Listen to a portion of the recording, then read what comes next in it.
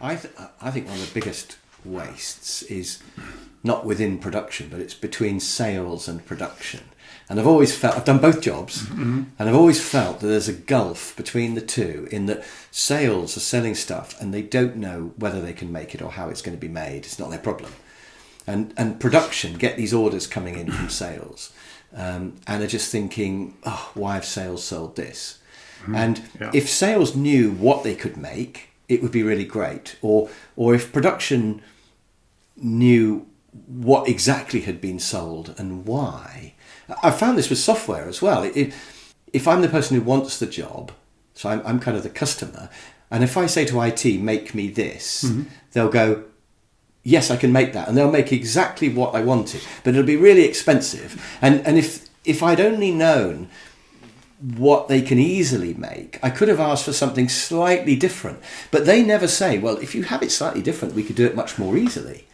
Because they just make what I tell them. And there's this sort of gap of understanding between the person who wants it and the person who is going to make it. And if you had the same person doing both, if the production person was doing the selling, then they would be able to say to the customer, well, if you change it slightly, I can make it much cheaper. And the customer may or may not agree to that. But it's very rare that the person making it is the one talking to the customer. And that's always been a problem. But you've got round that, haven't you? Because you've said the people making it are going to do the selling as well. And I think that's amazing. But most people find that really weird because they're thinking, well, a production person can't sell.